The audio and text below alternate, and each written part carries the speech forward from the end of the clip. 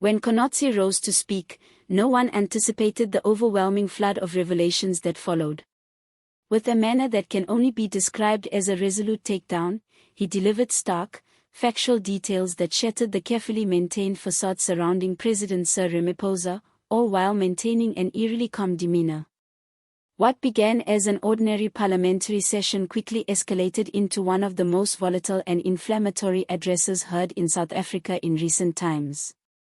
Mkhwanazi avoided raising his voice, eschewed dramatic gestures, and had no need for them. His deliberate, steady delivery acted like a sledgehammer striking fragile glass, amplified by the weight of his claims. Mkhwanazi leveled charges involving bribery, corruption, and a complete collapse in law enforcement during Ramaphosa's tenure. This wasn't merely a speech, it represented a systematic dismantling of a president's reputation, piece by piece.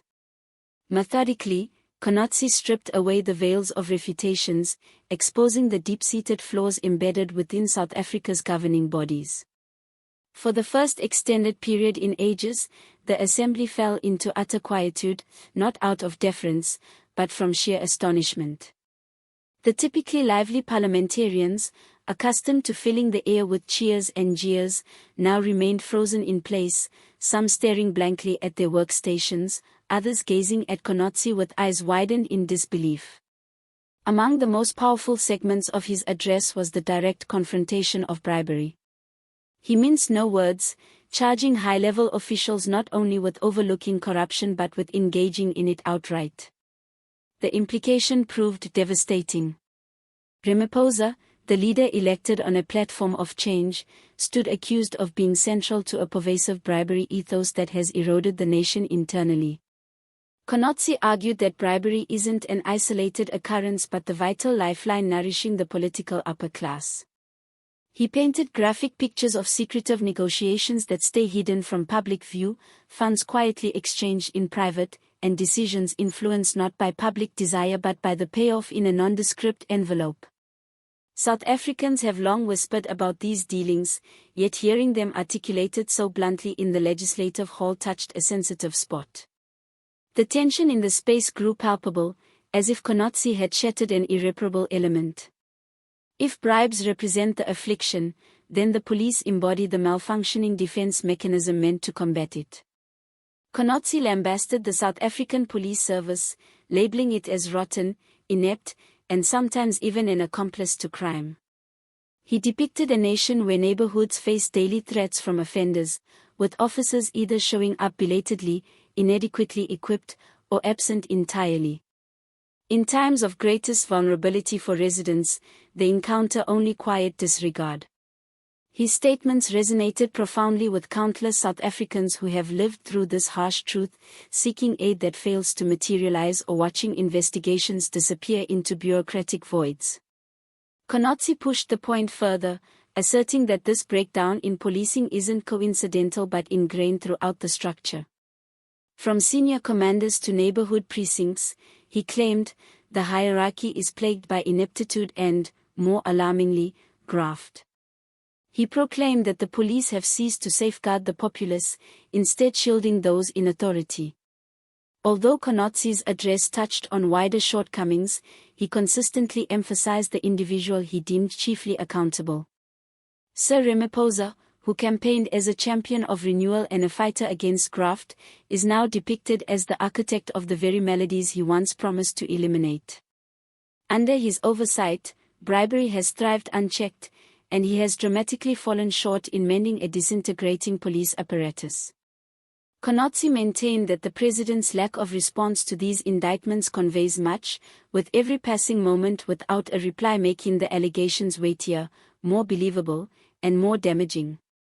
He urged the assembly to remember that pledges of improvement sound empty without corresponding deeds, and no amount of manipulation can conceal the rot at the core of the framework.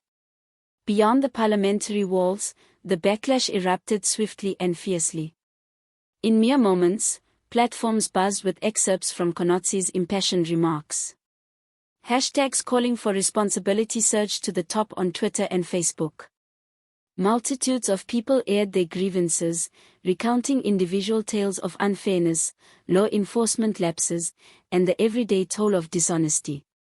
Across cities from Johannesburg to Cape Town to Durban, the prevailing mood echoed unity: it's time to stop. South Africans have endured prolonged power outages, joblessness, financial decline, and the suffocating hold of corruption across nearly all facets of existence. For years, Mkhwanazi's oration didn't simply spotlight the issues, it articulated the fury of vast numbers who sense deception by an apparatus that has abandoned them. It seemed as though he had extended beyond broadcast displays and legislative barriers to voice the sentiments that everyday people had been proclaiming for ages. The populace grows increasingly agitated, and Ramaphosa's command teeters precariously. Within the ANC, Mkhwanazi's delivery sparked profound discomfort. High-ranking party figures hurried to minimize its effects, rejecting his assertions as overstatements or staged politics. Formal declarations portrayed the criticisms as calculated strikes aimed at undermining the organization before the upcoming vote. Yet, even among their insiders, murmurs of uncertainty started circulating. Underlying factional conflicts, already brewing quietly, have been propelled toward eruption. Certain ANC elements view Mkhwanazi's assault as a chance to contest Ramaphosa's supremacy.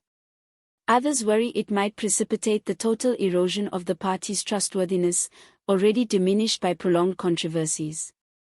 An experienced ANC figure, speaking off the record to journalists, confessed, "We have survived tempests in the past, but this seems altered. This seems perilous." One fact remains indisputable: the ANC has lost its grip on the storyline. Mkhwanazi's declarations have commandeered the country's dialogue and placed the president firmly in a reactive position. South Africa has faced similar junctures before, teetering on transformation's brink only to witness reform chances evaporate.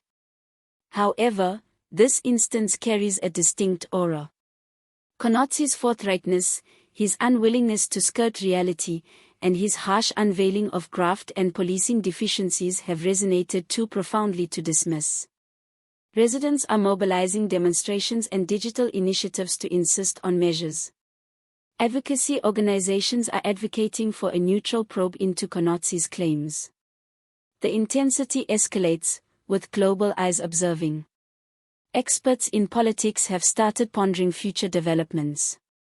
Some foresee Ramaphosa trying to endure the turmoil, relying on steadfast supporters in the ANC and employing bureaucratic postponements to dull the indignation's drive. Others believe the controversy will trigger a wider reckoning inside the group, potentially reshaping its hierarchy ahead of the 2026 polls. Still others warn that should the accusations be dismissed or concealed, communal anger might escalate into widespread street unrest or even threaten governmental stability.